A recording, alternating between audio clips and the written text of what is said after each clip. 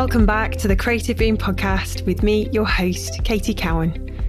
Up next, I'm chatting with Jane Bowyer, a graphic designer and illustrator based in glorious Manchester, specialising in web design, branding and print. There's a balance of playfulness and purpose in Jane's work, purpose being her love of supporting social causes that mean a lot to her. In her spare time, she runs workshops with young women on the representation of women in online and offline media. And in 2016, she launched Women in Print, a charity exhibition featuring the work of 16 local creatives, celebrating the life and achievements of iconic female figures from Manchester. That project opened many doors for Jane, and it was around that time that she decided to go freelance. I met Jane to find out how that's going and see what she's been up to lately.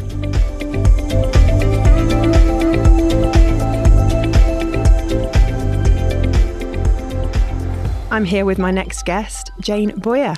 Hi, Jane. Hi, Katie. How are you doing? I'm all right, thank you. How are you? Yeah, good. It's been a while since we last had a chat. 2016. Well, when I say we see each other quite often, don't we? But you know what I mean. For Creative Boom, for the interview we did in 2016. Yeah. And what's changed since then? A lot. Oh my goodness, I didn't realise it was that long ago since we did that. That's so strange. It feels like it was a moment ago, but then it just feels like a long time ago as well at the same time. It really does. I mean, lots has changed in those years. I mean, when I last spoke to you, you'd just gone freelance in that kind of year, was it? Was that true? Yeah, that's right. I think it would have been, so if it was 2016, it would have been from the January I started working for myself, started working freelance in agencies, and that was the same year as well that I set up Women in Print in the sort of March, April time, and we had the exhibition in July.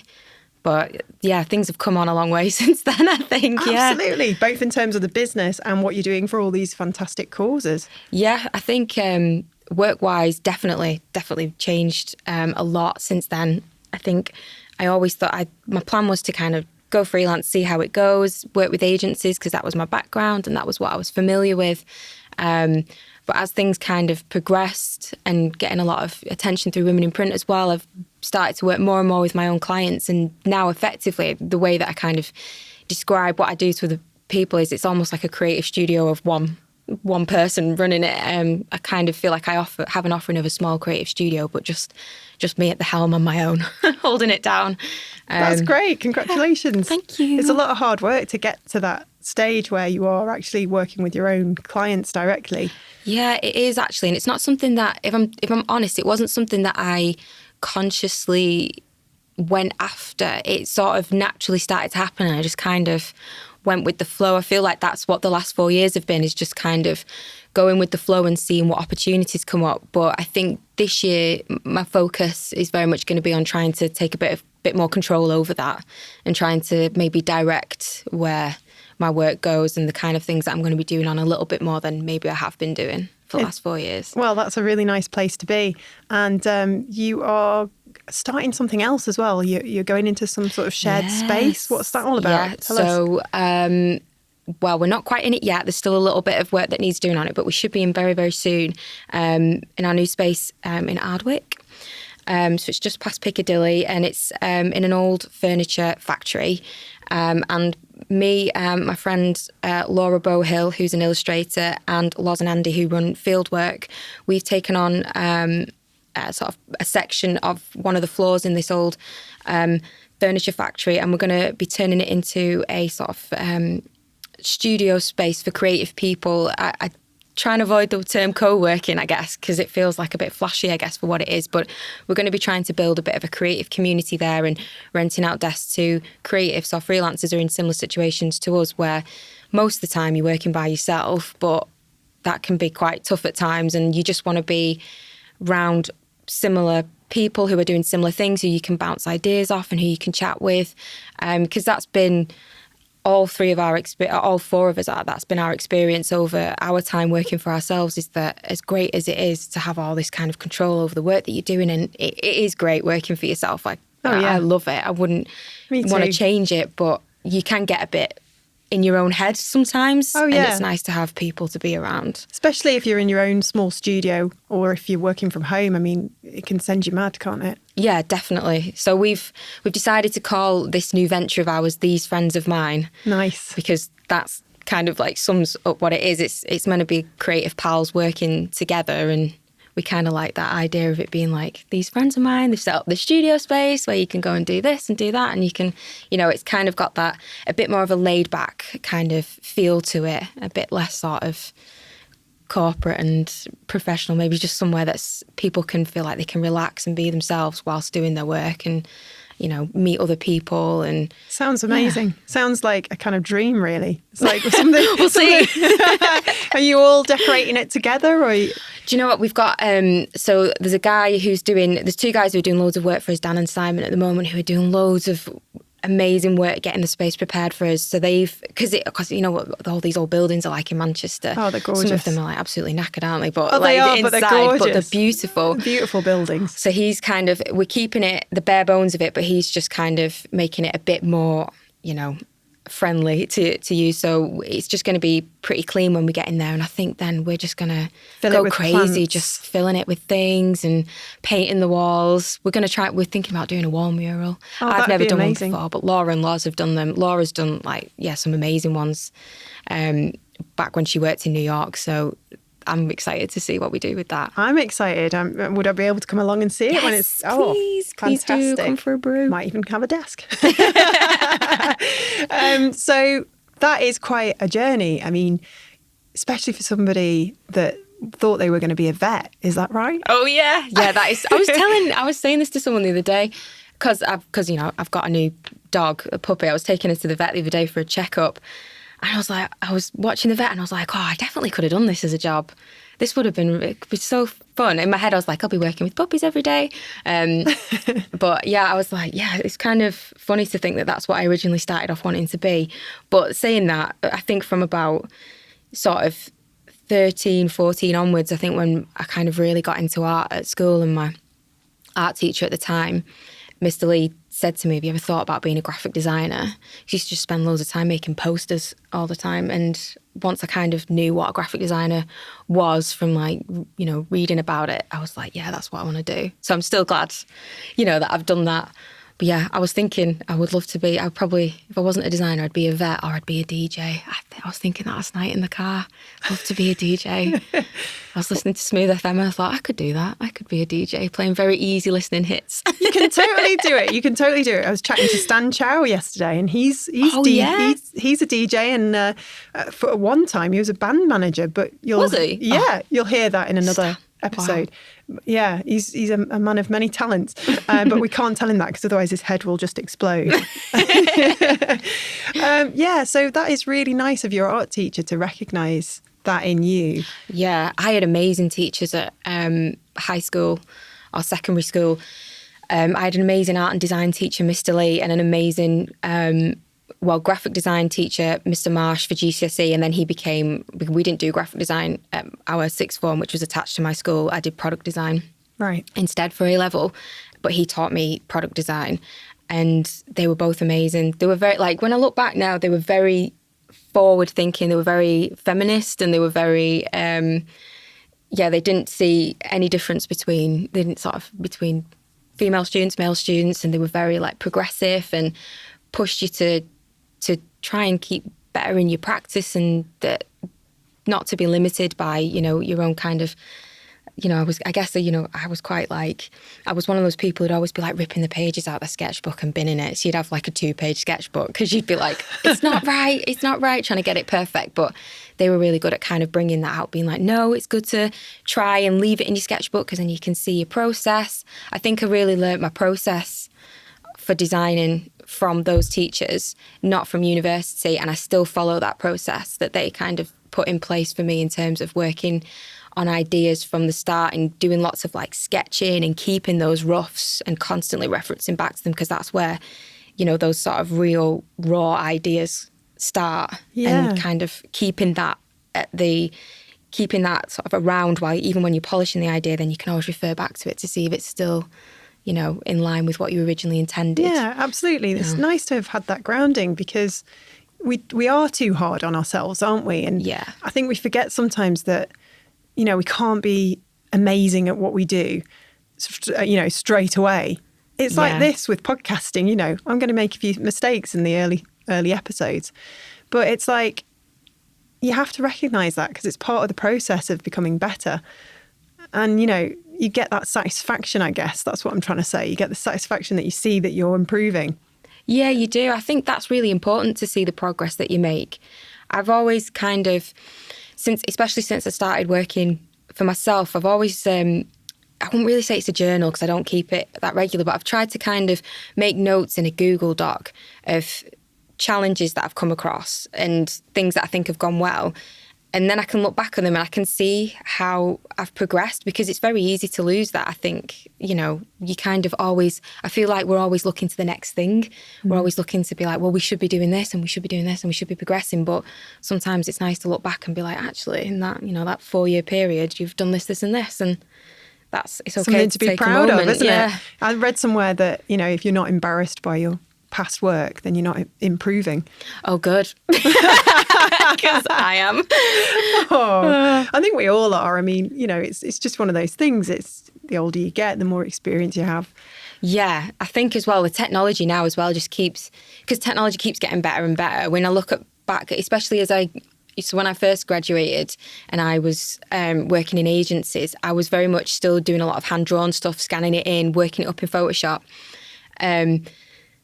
There wasn't there wasn't like the Procreate and the iPad. Like you can easily take a sketch. You don't even need the paper. You can just sketch it on the iPad, zing it in Illustrator, and make it look like pretty polished quite quickly. But the processes that I was using, like when I first was doing illustration in agencies, I feel like I look back on some of those illustrations, I'm like, God, they're so tatty. That's the only word I can think of. They look really I don't know. But then that's kind of a reflection of the technology that was being used 10 years ago to make stuff as well. So yeah, I'm not just blaming technology. It's also me. Oh, you're welcome to. I don't mind. So is there any piece of work that you do look back on and you think, yeah, that was really good. I'm proud of that?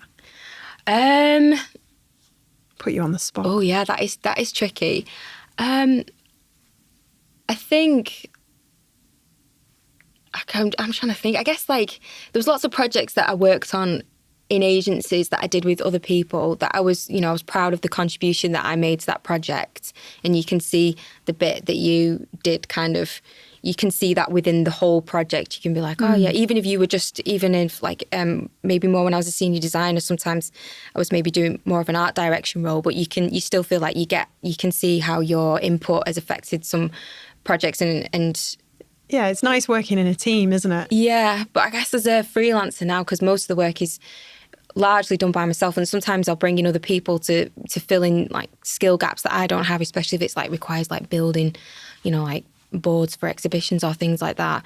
But I don't think there's one project in particular, but I do quite like the kind of type of work that I've started to move into, and I like a lot of the work that I've done with organisations like the East End Women's Museum and the Pankhurst Centre. And last year I did a collaboration with Stan and the Musicians Union on trying to, we created this sort of poster-led campaign around trying to get venues to think about how sexual harassment is reported at gigs and trying to get people to think about their behaviour in gig settings. And I really enjoy those kinds of projects because I felt like on all those projects I was working very closely with the client and other people who were collaborating. So the piece of work feels like not just a reflection of my style or my approach, but also you can see that it's what the client wanted and you can see the benefits it's brought to the client and how they had an input on it as well. And I really like those. I think those projects I'm proud of because I think they were a really nice collaborative effort. This is something that came from a side project, Women in Print. Yeah, it is actually. It's funny how I never intended that to be more than, the 6 weeks exhibition it was going to be at Rudy's, which I don't know, I can't remember when we last chatted about Women in Print, but maybe it was still running then, and I think we extended it to 8 weeks. But I thought after those 8 weeks it would finish and people would just move on to the next thing, but it just kept going. I mean, that is a project that I am proud of and a little bit constantly just what's going on with that? It opened a lot of doors. It did. It really did, and you're renowned for it, and now you're sort of moving into more and more projects that, allow you to really get behind some of the, good causes that you're very passionate about. Yeah, I think with Women in Print, what that kind of showed, the people who I've ended up working with, people sort of saw that project and not only saw the kind of work that I do, but the kind of values that I have. And for them, working with someone who shares their values was just as important as working with someone who's got the necessary design skills, which I like. I think you create a better project when you give a crap about, the thing that you're designing about as well. So I definitely, off the back of Women in Print, I think that I have met a lot of really interesting people who are sort of in that world and who have got similar views to me. And I've ended up working on some really interesting projects around women's issues. And it's been really good. It's been really good. Do you hope that you'll get involved in more kind of, projects with a team when you go into These Friends of Mine? Is that one of the kind of goals? Yeah. We've chatted about this quite a lot, actually, that because me and Loz actually do work on some projects together. So we're working on a book at the moment, a children's book for a client called Fabled. So it's going to be a collection of stories that are written by children, and they're brilliant. And me and Loz together are illustrating these stories. So we already have that we've done that on a few projects where we've both worked together. But I think having Laura and Andy in that space, and then whoever comes in, I just think people will naturally pair up. So I think it'll be quite nice to get a mixture of people in there, not just, graphic designers or illustrators, but, anyone who kind of feels like, they're working for themselves and they're doing something that's kind of creative, writers or filmmakers, anyone like that. I think it would be interesting to see what comes out of that, definitely. Yeah, I think that lean and mean approach and the collaboration, it just is a really nice way to make some decent money with, keep your integrity and not sort of go too far down that kind of corporate path. I mean, far too often in Manchester, we've seen agencies grow and then fail because it's really hard growing an agency if there's anything. Yeah. You've seen quite a few sort of come and go over the years, and I don't know, I don't think it's fair to say that agencies are dead. I just think that there's definitely more of a different way of collaborating. I think clients are sort of recognising as well that there's a benefit of working with lots of different specialists. Yeah, definitely. I think I agree. I don't think agencies are dead. Such as a few years ago, everyone said print was dead. It's never going to be dead, no, really. There's not. Always going to be big agencies because there's always going to be those big clients that need that big agency. Absolutely. It's a different kettle of fish. Yeah, and it requires a designated team to work on them with a certain skill set. But I do think that part of the problem with agencies in terms of, you've seen we're seeing that shift in people leaving and working for them, wanting to work for themselves more, feeling like the grass is greener on the other side. I wouldn't always necessarily say that it is. No. I think there is a little bit of an illusion about that that's perpetuated through social media. But that aside, I think that agencies need to kind of start looking at their setup, because I think a lot of agencies, bigger agencies, are perhaps set up on very sort of outdated models of working, working the 9 to 5, not being very flexible, not necessarily being the kind of places where women can progress, especially if women take time out to have children, or if women take time out to be carers. You can kind of become quite sort of stuck at one point. And I think as well, with the way that some agencies are set up, in my experience, there isn't always the sort of security that your job's always going to be there. You see a lot of redundancies. I was made redundant myself. And I think that, just to make a general sort of, I guess I'm kind of generalising here, but women are in general more likely to be less risk averse, because they might have people relying on them and things like that they don't want to kind of take that risk of working in an agency that might flop in 3 years' time, and then they end up without a job. So I think the agencies need to start, if they want to kind of future-proof themselves, they need to look at those things and look at are we making this a good working environment for everyone? And are we allowing everyone to progress? It's a very difficult thing as an agency owner. I have a lot of friends that run agencies, and they have a lot of problems. It's really difficult. You get to a certain size and you have staff, I mean, I've done it myself and decided that it wasn't for me. And that was a couple of years ago, and I've moved on. And now I'm kind of focusing a lot of my time on Creative Boom and also doing a bit of consulting on the side, which is so much better for me. It suits who I am. I couldn't be happier really with the setup I have at the moment. But for those who are really sort of ambitious about growing an agency, it's really tough. And I think of those I speak to, there is a kind of eagerness to solve those problems, but it's difficult. It's knowing how. And for them, I guess it's always a bit precarious because you don't know when the next big job's going to come in.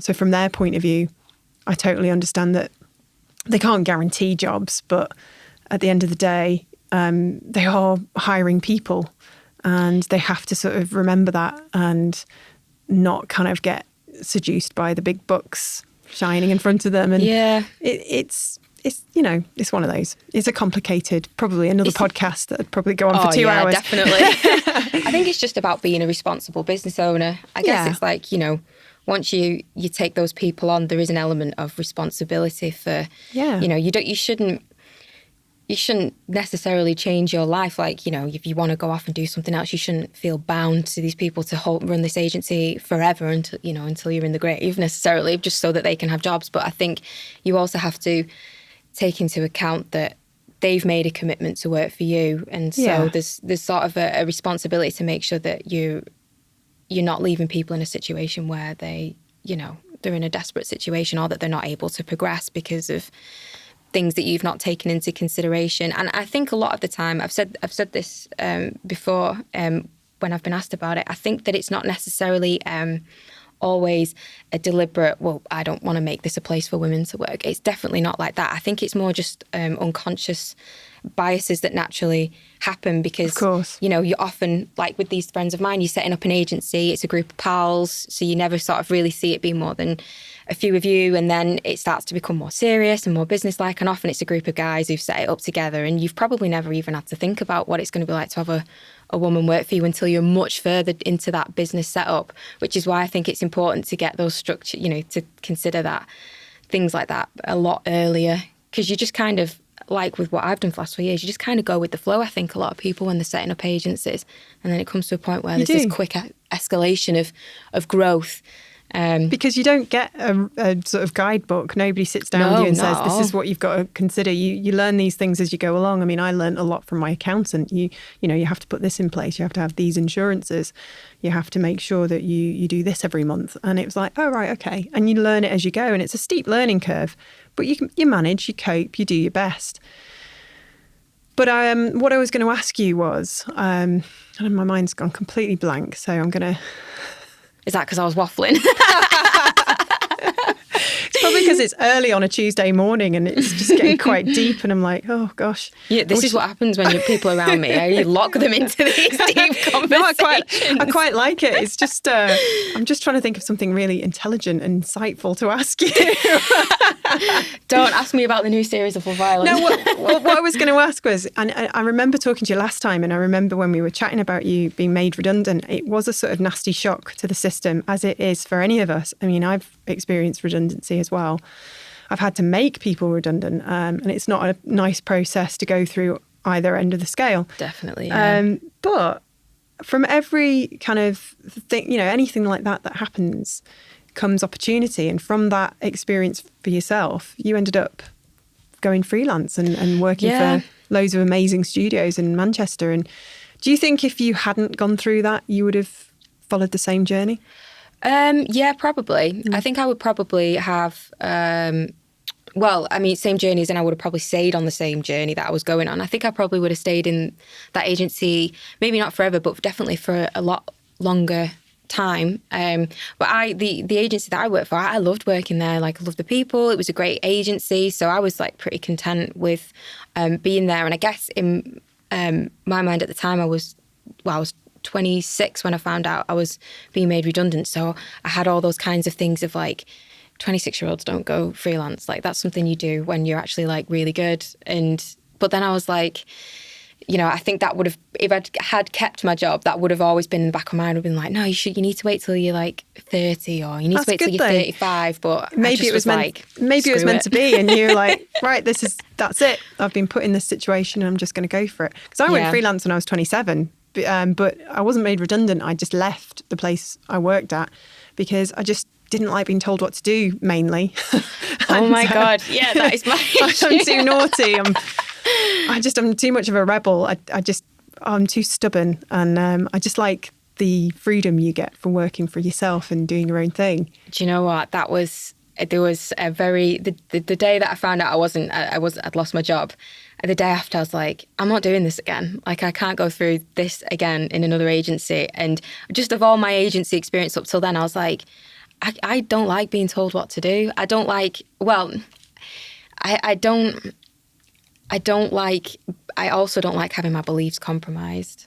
Do you think it takes a certain type of person to go freelance? I do. I think there's. I think it suits some people, and I think it probably doesn't suit others.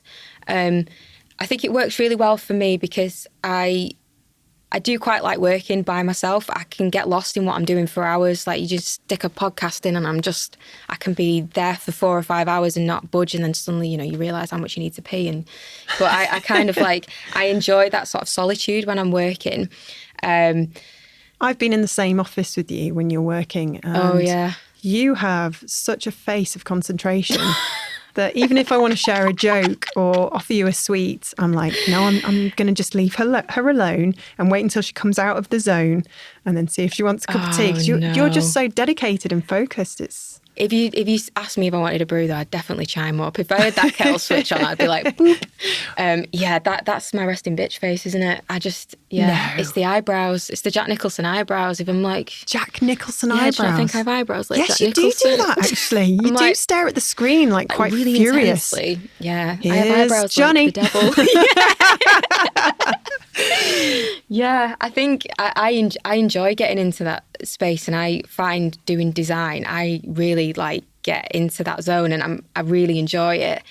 And I think for that reason, working for myself works. And I'm also a little bit of a control freak, and I like the fact that I'm project managing something as well as doing the design, and that I'm bringing people in, and I kind of like the control and the freedom that it gives me. But I think that for some people, and I think it might change at your age as well, because obviously when I was 21, I probably wouldn't have liked it at all. I probably would have needed the structure.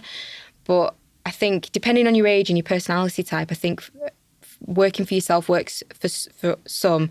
But then I think for others, having that structure and that security means that they feel they have the space to be creative.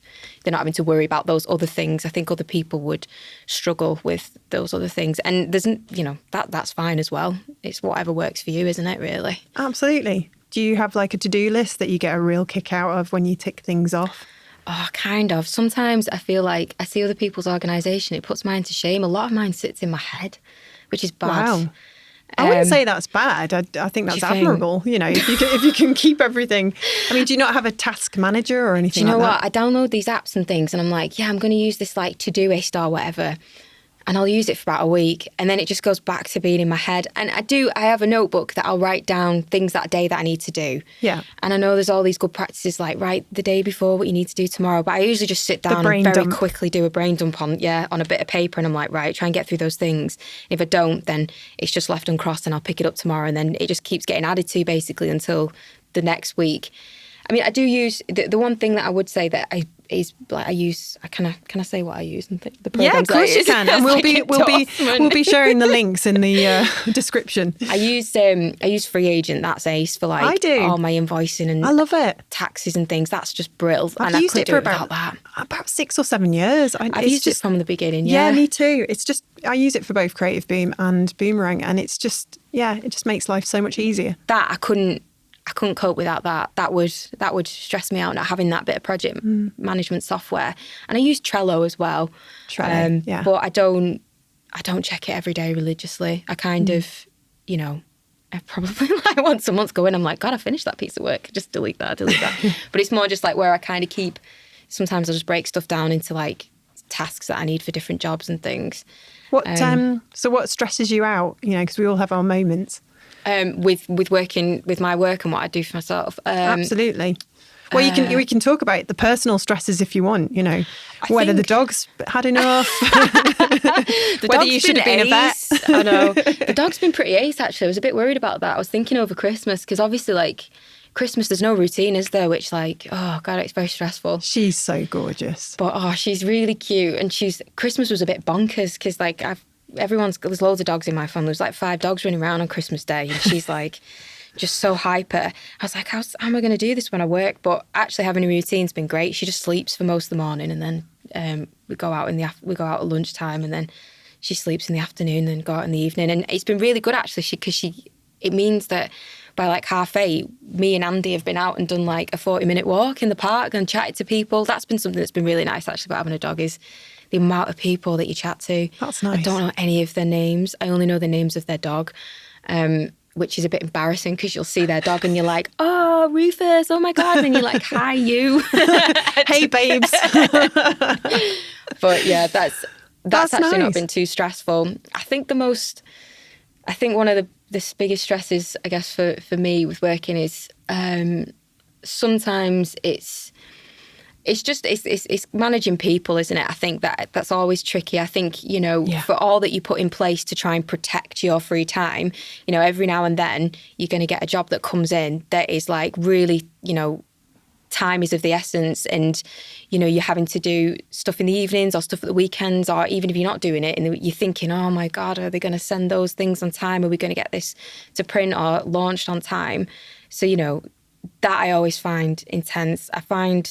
as I've got older as well, I've got more protective about sort of the boundaries of people just expecting me to work extra for no extra money or for in my own time. I get a bit defensive about that, but I soon kind of put a sort of stop to it. Either, I would try and put a stop to it, or if not, I very kind of send a strongly worded email about how this isn't what is I can imagine Jack Nicholson eyebrows and everything, you know, never to be seen again. And quietly through a back door, a body is taken to the pig farm somewhere in Bolton. But yeah, I mean, it's one of those, isn't it? Stress is a funny thing.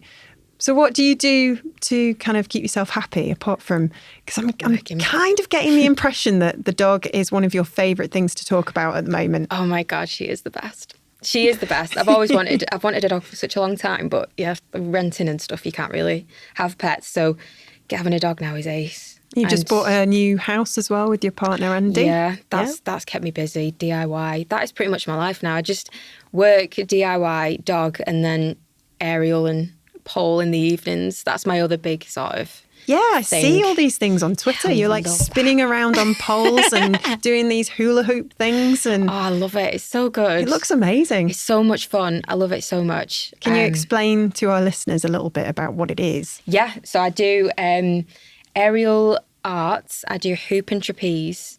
So that's basically, if you think of like the kind of circus tricks or some things you might see in like, I don't know, maybe like Las Vegas shows where people come down in hoops, sat in hoops, and then they do loads of tricks within the hoops suspended from the ceiling, or trapeze everyone pretty much knows what trapeze is. So I do a few hours of that a week, and then I also do pole fitness as well. Wow. Which I started. I've been doing aerial hoop for about 3 years, maybe. This may be the 4th year. Trapeze and pole I've been doing for about just over a year, which has been really good. And yeah, I do it all at the same gym, and I do yoga classes there. It's just because it's such a great gym. It's not really like any other gym that I've been to before. It's very much like a proper community. It's a women-only gym, the one that they have in Salford, and then they have everyone can go to the one that they have in town. But it's you're putting me to shame. So much fun. I managed to get in some piano practice, and I've started this podcast, and I've been getting back into work, but I haven't done any exercise so far in 2020. Pretty big learning to play the piano, though. Well, it is. I've managed Somewhere Over the Rainbow very, very badly. I've got to get better at the really rhythm. Good. But I'm just loving it. It's been a dream of mine to do for ages and ages, and I got a piano for Christmas. My husband Tom, he ended up surprising me on Christmas Day. I opened up this songbook with piano, sheet music. Yeah. And I sort of looked at him, puzzled, did a Jack Nicholson face.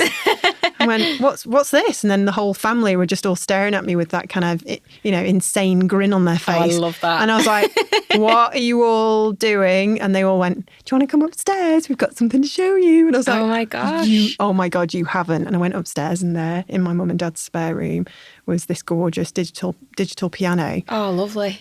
So I've just been every spare minute I've got. Anyway, as you can tell, the piano is my favourite subject at the moment. Oh no, I love to hear. What I find interesting is it's interesting that what made you decide to do it now? I think I kind of had my midlife crisis at 40, and I thought, right. And I had a bit of a breakdown, actually. It was kind of it was a tough year last year. And I'm not uncomfortable talking about it. I've just not talked about it a lot. So searching for the words to try and explain what I went through is kind of really difficult for me. But I'm trying to talk about it more. Yeah. And maybe this podcast is therapy as well. But I don't know. I kind of got to the end of the year and I was in a much better place. And I thought, do you know what? I need 2020 to be really positive and optimistic and energised. And do you know what? I've talked to loads of people.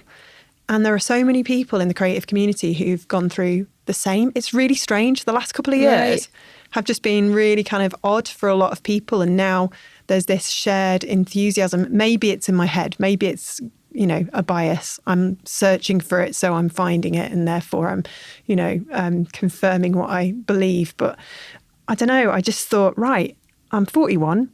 I've had my midlife crisis. I'm okay now.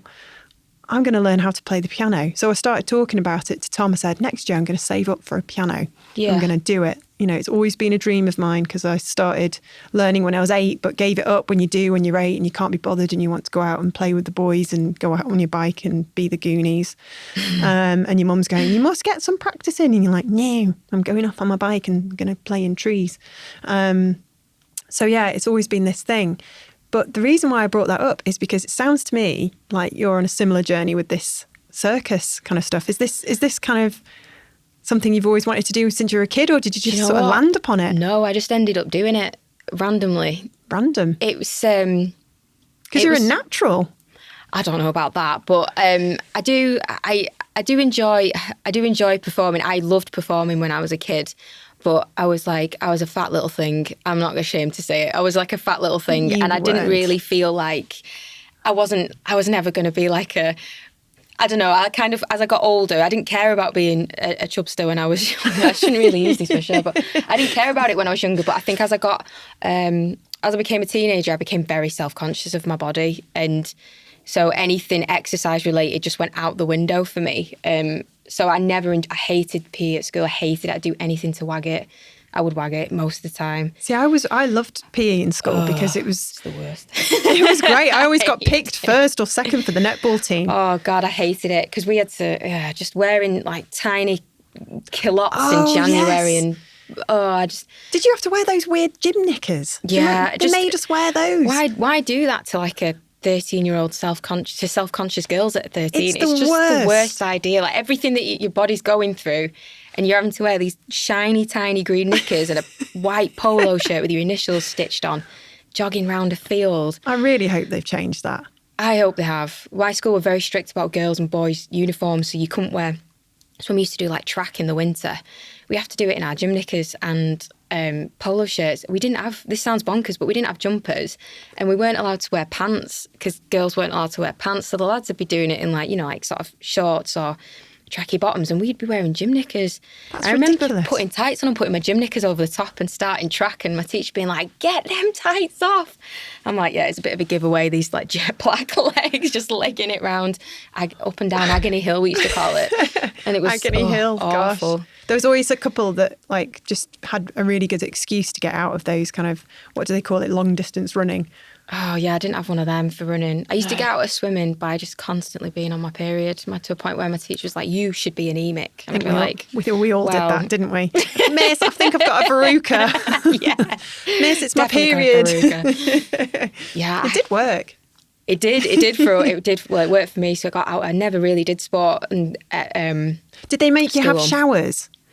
No, we weren't made to. There were showers there, but we didn't. We had a teacher God, who stood in the showers and she would stand and watch us have a shower. It was humiliating. So what me and a friend of mine did, me and Donna used to leg it back after the hockey game, you know, from the Before hockey anyone field. else got Before back. anybody else got there. And what we would do is we'd throw on the showers, we'd quickly wet our feet, we'd run around the changing room putting loads of, and then as soon as the PE teacher came in and said, have you had a shower? Because we'd have our towels around us. We were like, yeah, we've had a shower.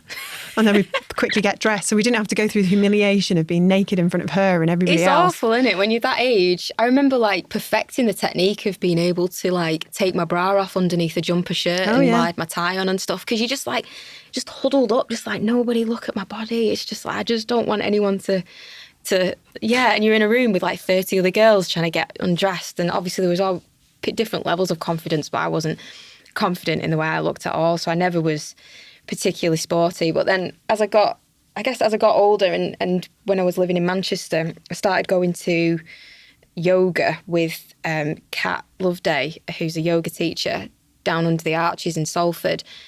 And then I used to do yoga on Monday nights at 8:00, and upstairs they'd be doing pole and hoop. So I used to go upstairs to dump my bag before I'd go down to yoga, and I'd watch them for a bit. And then Kat was just like, you should, because she taught the hoop and pole as well. She was like, you should just you should just go. So I was like, I've never been good at sport. And I was like, but you know what? It's not like sport. It's not like running or, you know, hockey or netball or whatever I did at school. So I was like, yeah, it's kind of a bit performance-y as well. So there's a bit of like creativity in there when people are doing routines. So I started doing it and I loved it. And I got really like, it just really helped like body confidence wise and strength, building up your strength and stuff. And I kind of came a bit addicted to it. Yeah. But I think that was finding something that you're good at and that you like, and then also being in a class with people who get it, who are all in all this, you know. It's dead supportive. Yeah, really like, you know, encouraging you, and it's not, you know, you're not going to a gym where everybody looks like they should model for like, you know, Victoria's Secret or whatever. But it's lovely, called. isn't it? Because you're learning something new, and because you're getting better, it builds confidence, and it's something completely separate from what you do for a living. Yeah. And you feel really proud of yourself. It's like a really nice, warm and fuzzy feeling. Yeah, you do feel proud of yourself. I think like you'll get that from like when you're playing the piano. There'll be a day when you'll get a song that you've wanted to do for ages, and you'll just feel like you won't then stop playing it. You'll just want to keep doing it and keep doing it and keep doing it, and then you'll maybe get tired of that and want to do the next thing that's even better. And that's what I feel like when you really get into something like that, once you've got it, you just want to keep doing it, and then you're like, right, what's the next thing? And then you just keep kind of trucking forward with it, which is good. It's a beautiful thing. It's good that we're doing these things and pushing ourselves forward and embracing life. Because I feel like, you know, sometimes life can sort of throw a few curveballs, and these things that we do, that we're passionate about, they just keep us sane, don't they? I think they do, because it's the one time when you're doing something like that. Like I play the piano as well. I've played like. Unlike you, I was a sad person. I started when I was 8 and then carried on until I was 18. Oh, now this is really annoying. To go out with. Everybody I meet, when I tell them about my piano, they just drop it into the conversation casually about half an hour in and say, "Oh yeah, I'm grade a million. I can play Debussy and all of the greats." I'm like, "Oh, fuck off." I'm not great. I'm not as good as I used to be now. I bet you're amazing. When are you going to give me a lesson? I can read music though. I can still read music, but I used to play by ear a lot. Anyway, I used to drive my piano teacher insane because she'd be like, "You're not reading the music," because I'm very good at like, not very good as big-headed. You're but I'm visualising. Quite good at learning. Yeah, I can learn by ear quite a lot as well. Yeah. I used to learn songs by like listening to them, and then also once I'd kind of seen the music, I'd kind of just have it in my head as to what I was, and then I would often just go off on a tangent anyway. Does that mean I have hope? Yes. I drove my piano teacher insane. I used to always, she was like a classical pianist, so she funny enough lived around the corner from where my gran used to live.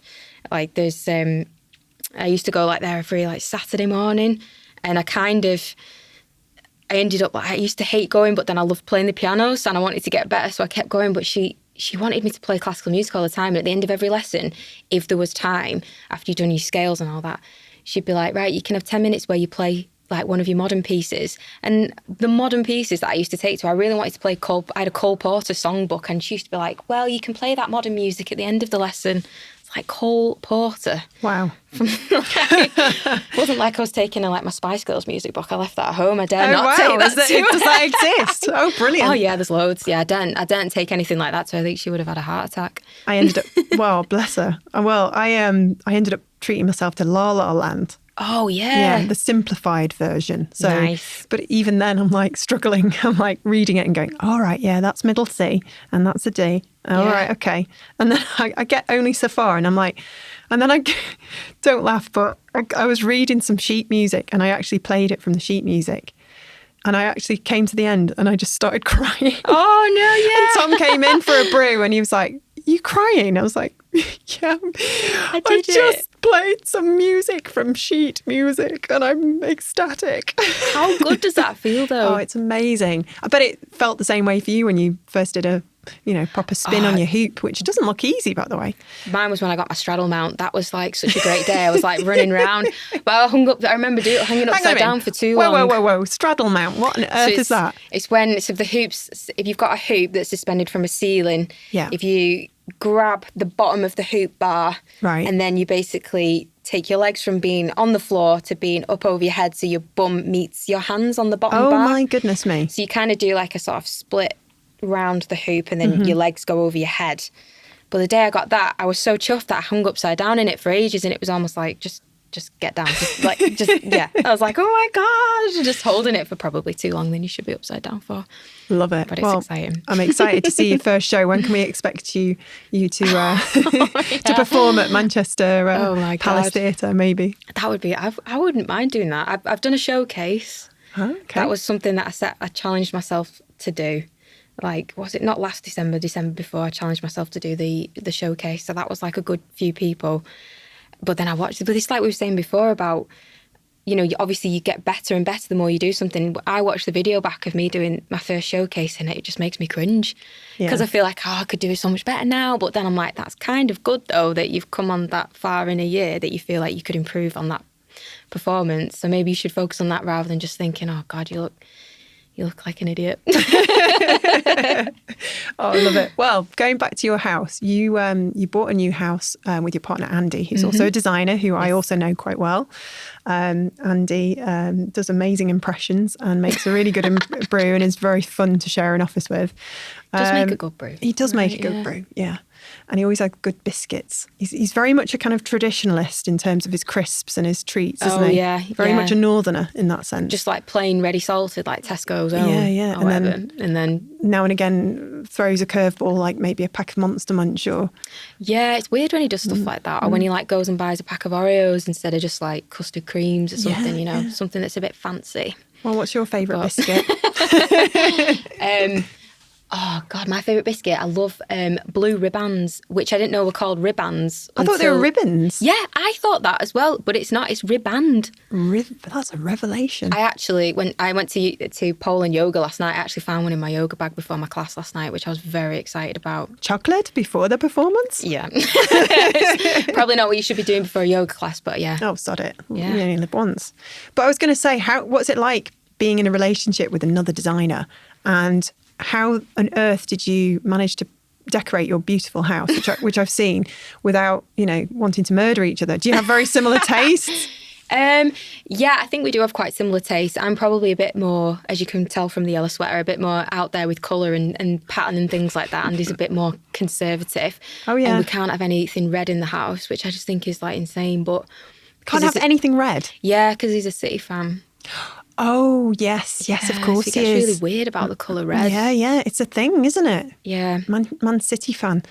My granddad bought us a coffee. I don't actually drink that much coffee, which I didn't have the heart to tell him, but he bought us this like coffee maker thing and it had a red, it was like, most of it was just like silver or whatever, but it had a red handle. Oh my And Andy goodness. was like, I think he's done that because my granddad's a United fan. He said, I think he's done that on purpose. I can't imagine Andy getting angry at all. Did he sort of like, did a tiny sort of little, eyebrow crinkle? raise. Yeah, an eyebrow raise, or did his bottom lip just wobble just a tiny bit? Did you just have to sort of, because you know him really well, did you just have to sort of hold his hand underneath the table discreetly and say, it'll be okay, babes? Yeah, it's nothing personal. It's definitely, he probably did do that on purpose, if I'm being honest. I think my granddad probably did do that on purpose. They're like, he definitely did do it on purpose, thinking, I know what all my family United supporters, I was like, I know what my family are like. They definitely did it on purpose. Are you a United supporter? I don't really I used to go and watch United with my granddad when I was younger. Like a few times I went with my granddad. And I was more into football when I was younger, but I think as I became a teenager, just kind of lost interest in it. Yeah, I think I was the same, actually. It was Port Vale for me. Right, okay. And after getting knocked out, I think it was like the playoffs, I can't remember who beat us. I mean, I'd love somebody to enlighten me on this, but it was just heartbreaking. We went to Wembley, the whole family. Oh, did you? And we got knocked out of the league and had to go down. Oh, that is disappointing, but I bet it was cool to go to Wembley. Oh yeah, we went twice in the same year. And the other one was to see them play, oh gosh, I can't remember, 14 years old. What year would it have been? But we won. We won an Autoglass trophy. Don't ask me who it was against. But anyway, after the horrible defeat and going home with the humiliation of having PVFC written on your cheeks and wearing your favourite Port Vale scarf and being overtaken on the motorway by it might have been Stockport. That's interesting. Yeah, I think it was the first time I'd ever seen 8 men's bottoms. Oh, brilliant. All in a row. Yeah. They all just gave us the moon. And I turned and my dad was just laughing his head off because I was just absolutely gutted. And then I kind of... traumatic. But Andy, I think, quite likes me because the other team we supported as a family was Man City. Oh, really? Right, okay. I'm pretty sure it was one of the first questions he asked. What football team do you support? Probably would have been, yeah. That sounds about right. It's something that he's had to come to terms with, the fact that my whole family are United fans. And they always... Like he's always saying, they always come out the woodwork whenever, I think it was a couple of weeks ago, United did won against City, didn't they? Yeah. And then I've got my auntie we've got a WhatsApp group for my all my family chatting. It's like my granddad's, my aunties, my uncles, mum, dad and stuff, and cousins. And my auntie don't really like talking it much, but as soon as United won against City, it was just like... Were they all dancing around the living room? Have you said this to Andy? Tell Andy this, tell Andy this, tell Andy this. I was like, I'm not, because he's livid. I want us to all be friends at Christmas. I'm not going to say anything. Yeah, exactly. Oh, that's great. Okay, so what's up next for you? Well, we've got these friends of mine to get moving into the space, which we'll hopefully be doing in a few weeks' time, and kind of seeing how that goes, seeing what we're going to try and get settled in it first, and then we're going to see what interest there is. See if people are interested in, or I hope they're interested in having desk space there, and then see how that goes. And there's always room potentially for that to grow if it's successful. And Sure. then for me, I'm actually in the process now of working on kind of rebranding my practice, because I've kind of just let it, I've said I kind of just gone with the flow for the last 4 years. Oh, that's going to be an exciting project. Have you been paralysed by it? Because I think when it comes to our own kind of stuff, it's so difficult, isn't it, to know. Yeah. It's great when someone comes to us with a brief, because we're we come up with all these ideas and we're like, I can imagine it. This is my vision. But when it comes to doing our own websites, oh my gosh. Yeah, it's a nightmare, and I think it's so tricky. This is really bad, but I've not really photographed any of my work that I've done for myself in the last 4 years. So getting all that done, getting the website sorted, but I'm going to try and not overthink it. I've already, I kind of know how it's going to be. I just need to crack on and just get it done and not overthink it and let it drag on. Yeah. It will totally end up doing that. You'll get it done. But we'll see. I think that's going to be my focus. And then, like I was saying, I think the plan is to try and direct my work a bit more than, I will always be interested to see what just comes in. And I like the fact that sometimes you get random opportunities that come in. Yeah. And I've had some amazing projects that have just randomly popped up in my inbox. But it would be nice to maybe have a bit of a think about what I want to do who I want to work for and try and like see nice place to happens. be. Yeah, it might not work, but it will. I have every faith. If you can hang onto a hoop upside down or with your bum in the air, I'm sure you can do anything. If it doesn't work, I'll join the circus. That's what's going to happen. I can see it now. Do you think you're well and truly, this is your home now? Do you think Manchester's? Yeah, I do. I love being in Manchester. I'm from Bolton. Like I grew up in Great Manchester. I grew up in Atherton and went to school in Bolton. Sure. So, yeah, Manchester. I've always come into Manchester. It's funny to see how much it changes. It felt weird to get lost today finding this place. I was like, you really think you know everything? You do. And It's Dale Street, isn't it? It's just completely transformed. I know. Yeah, it confused me because you never used to come down this bit of town, would you? No. You just always like veer off to Piccadilly train station. But yeah, it's I think it's an exciting city. I think there are pros and cons to that change, which I won't go into. Oh, that's another podcast. That's another podcast. That's something we'd bring Peggy in for. Oh, she'd be ace for stuff like that. Oh, I know. If I can convince it, Peggy. Hang on, let me just go closer to the microphone. Peggy, if you're listening, I'm coming for you, babes. She'll like that. But yeah, it's changing for good and bad. I'm hoping for the bad, the things that can be, rectified will come about because of the good, if that makes sense. But it is a wonderful city. It is growing. It's very vibrant. A lot of people are coming up here from other cities, from London. Yeah.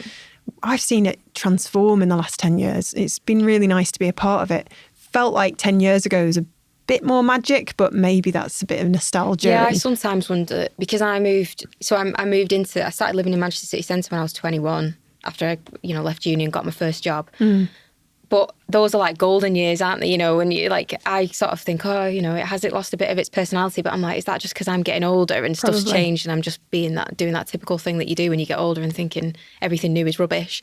But I think what I'm interested to see is, I think, there is a risk of people being priced out of the city centre, pushed out of the city centre, and it becoming a bit of potentially a playground for big business. Yeah. So I'm interested to see, what opportunities that might bring to some of the towns, like where I grew up, like Atherton and Lee and Bolton and Wigan, places like that. There's some really interesting arts and culture things happening there. You've got the Turnpike Gallery in Lee. That they've got an amazing director, and that's really interesting to see what's going on there. And, there's Wigan have just started, I've forgotten the name of it now, but they've got a new sort of culture festival. It's called Fire something. I feel really bad. Yeah. I don't remember the name of it. I feel bad that I don't remember the name of it, but there's also the new Arts and Entertainment Museum in Blackpool, Showtown. Oh, yeah. Yeah. So it's happening, isn't it? It's sort of spreading out across the Northwest. Because people get priced out, don't they? And then they go to somewhere else and then add their spark there and yeah, I think creative people will always find a place to go and be creative, and they do something magic when they go there. I mean, that's kind of we're going a bit out of town with our new space. Yeah. Out in Ardwick, you sort of go out past Piccadilly Station, you go under the railway arches, you're starting to go sort of out of town. It's sort of going towards the Eccles Cake Factory, and but there's a few other people who are out there now doing things. As you chat to people in that area, there's other people who are being priced out of the city who are going there and doing interesting things. And I think that it will, hopefully, I'd like to believe that creative people will always find a way and a space to be creative and, do the kind of work that they want to do. And we'll never sort of feel like we can't do that because there's no space for us to do that anymore. And as well, like Islington Mill yesterday, announcing that they've got all their funding now, so to do everything they want to do to the space. That's excellent news. Yeah, there's loads of really amazing spaces in Manchester. We've got M1. We've got, there's loads, but I feel like they're starting to disappear. It's great news that Islington Mill has got the funding because we know so many people who started businesses there and are still there actually. But yeah, I get the feeling that office space certainly in the last 5 years has become very expensive and priced a lot of people out. There's a scheme over in Ancoats where they've turned some shipping containers into affordable office. I don't know what the price is on those, but I think quite a few people are going there.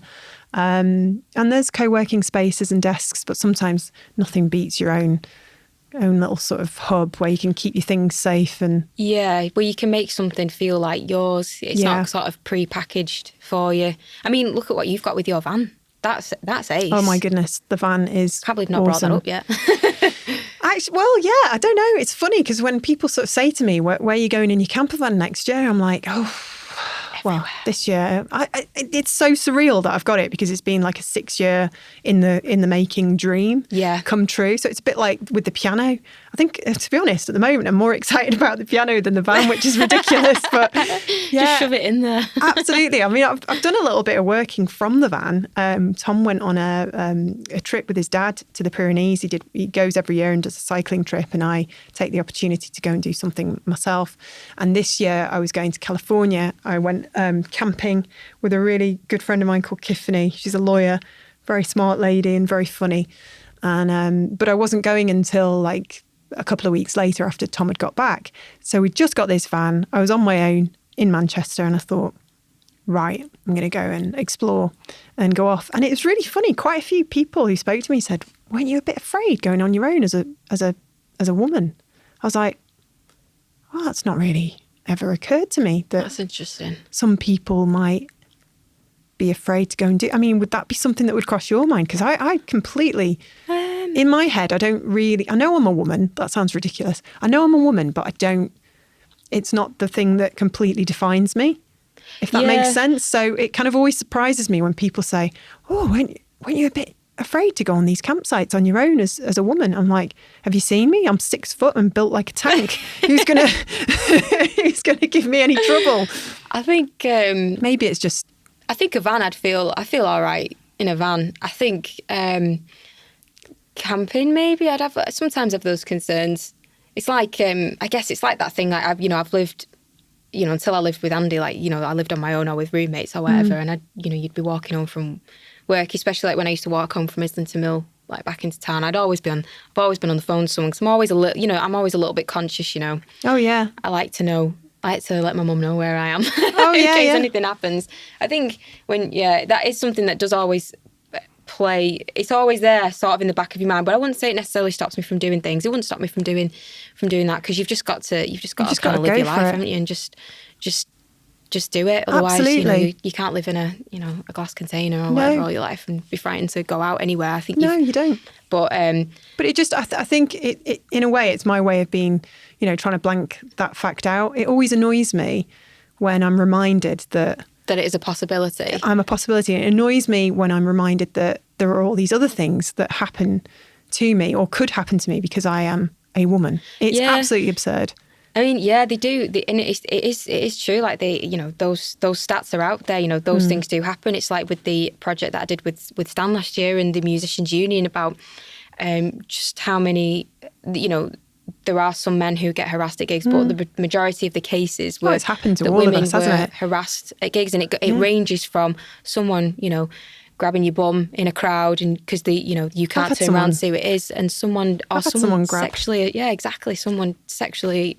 Very seriously sexually assault you. Awful. And it's something that it would never stop me going to a gig because I love live music. I love going to gigs, but it's something that you're conscious of. So if you're on your own, you think about how much you're drinking, and you shouldn't have to do that, but you do. But I do feel like we do put an onus on women to check their behaviour. I've had rehypnol. I've had somebody spike my drink, and awful. Thankfully I was with somebody. It was in Manchester when I was about 19, and I was with a friend, Joe, who looked after me. He thought I was drunk. I'd only had one bottle of beer. And just 1 minute dancing on the dance floor, next minute was lying on the dance floor and looking up confused with my kind of Jack Nicholson face, going, what? Why is everyone stood around me? And the next thing I know, I'll wake up in a taxi. And the next thing I know, I'm waking up in some strange bed somewhere. And I'm like, how did I get here? It's absolutely frightening. Please tell me that was a friend's house. It was a friend's house in Fallowfield, a student house. I was very, very lucky. But the next day I said to Joe, I said, what happened there? He said, oh, you were wasted. They had 2 bouncers had to drag you kicking and screaming down 3 flights of stairs. They threw you out onto the pavement. You then started throwing up. We had to drag you into a taxi. You were being a nightmare. And then I had to carry you up a flight of stairs. And I said, Joe, I didn't remember any of that. It was very, very frightening. It's a very scary experience, that. Very scary. Definitely. So anyway, do you still have to give your mum 3 rings? Oh, I blag her all the time. I think she's sick of me ringing her. I think I just do it now out of habit, because I used to do it when I was at uni, because I worked at the weekends. I used to work at New Look, and Nice. I'd often work. Did you get a discount? Oh yeah, 50%. It was Oh very my God, good. My entire that's amazing. wardrobe for about 4 years. Oh, Well, I love worked New there Look. for 5 years, was just pure New Look. I was just, yeah. Oh God, some of the things that I bought. But I used to always, because I used to have to walk under like an underpass under a big ring road. I used to always ring her on the way back, and if I was out late, I'd ring her. If I was drunk, I'd ring her. Poor mum. And so are you close to your mum? Yeah, I'm very close to my Yeah. mum. So now I think I do it out of habit, although she probably wishes I did it a little bit less. Oh, I'm not sure about that. I'm sure she loves it. It means she's still relevant and you still love her. And well, yeah, it goes without saying, doesn't it? I think all mums want to know that they're still needed. True. I think, yeah, she would probably miss it if I didn't ring her anymore. I think I'd probably get on her nerves when I always ring her at inconvenient times, like she's in the middle of knitting something. She's like, I just need to finish this row. I'm just making tea. And I'll just go on about God knows whatever I've just read on Twitter or something I've read in the news or general gibberish. And she's probably, we're in touch a lot about, I talk to my mum a lot during the week.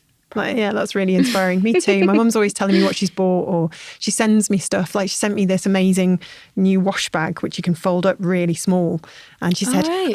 and I always do an impression of my mum like this. She goes, I thought it would be really handy for your camping. It is a mum voice, isn't they're it? Lovely. We have a voice. I shouldn't say this, but she might listen. But we have a voice that we do for my mum as well. What is it? How does it go? She's just like, oh, that's lovely, love. That's lovely. Lovely. That's lovely. That's a proper northern thing, isn't it? Lovely. Yeah, she'll go full northern with me and my sister. Love it. She answers the phone like, if she knows it, obviously if she knows it's us, it's just like, hiya. But then we always take the mick because she has a phone voice where she drops like the Lee accent. She drops the accent for the people like, hello. This is the lady of the house speaking. I love it. They're great mums. My mum said to me, you can do anything you want, go for it. She always said I was creative. And when I did Creative Boom and did all that, she went, I always knew you'd be creative and wonderful. Aww. Oh, that's nice. That's her voice again. Oh, she's lovely. And I'm guessing. Met your mum. Yeah. Have you met my mum? Oh, yeah, of course you have. Yeah, at my 40th. Dad, yeah. Oh, God, they're mental. I love them. Oh, they were lovely. And mental in a good way. Creative Boom's 10th birthday as well. Oh, they yes. came along to that. They did come along to that. And they chatted to everyone. Yeah, they did that at my wedding as well. I love that about my mum and dad. They're just brilliant. They're dead interested in people. And I think that's probably where I get it from, which is why I'm really enjoying doing this podcast, because I can just shove a microphone in someone's face and say, right, tell me all about it. And it's great. Yeah, I can see that in you, that you're interested in people and other people and people's stories. Yeah. It's the stories that make, really kind of make me, I don't know, it's weird. It's like, what makes someone tick? Why have they decided to become an illustrator? Where did they get that strength from? And that was going to be my next question. Did your parents sort of give you that kick? Did you, because you're a very confident person and you've obviously made a success of yourself in all these different areas of your life. I mean, did it sort of come from that happy childhood? And I think my mum's always been very much. My mum's always just encouraged me to do something that makes me happy, something that kind of brings you joy. I think is the main thing, because you spend so much time at work that you should. In an ideal world, obviously, it's not. It's not always an option for everyone. But if you can do something that you that you're interested in, and also I think like my kind of personality, that like the way that I am, I needed to do something that I felt like gave me a bit of purpose and that I could care about beyond it just making me money. Yeah. Because that's definitely not that kind of job, is it? Yeah. Well, you don't look at the clock when you're doing something you love, right? Yeah. I mean, I've had those jobs, like when working shops and stuff, and it's awful, isn't it? When you're looking like, you're just like, I swear to God, that minute hand has just gone backwards. What is that about?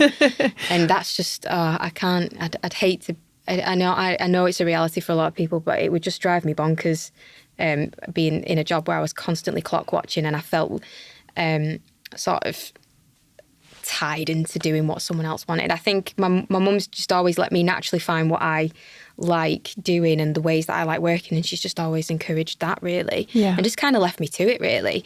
And would you say you're in a really happy place now?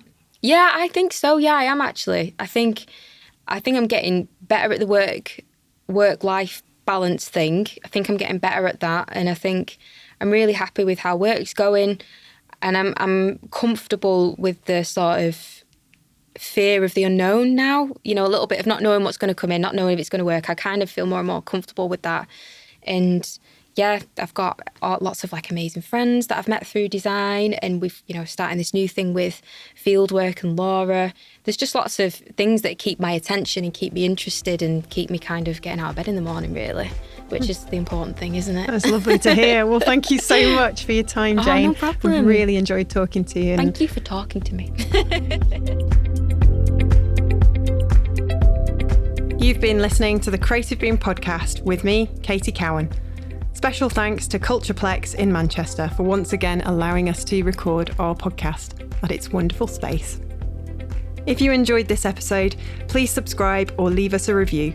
Go to creativeboom.com/podcast to find out more.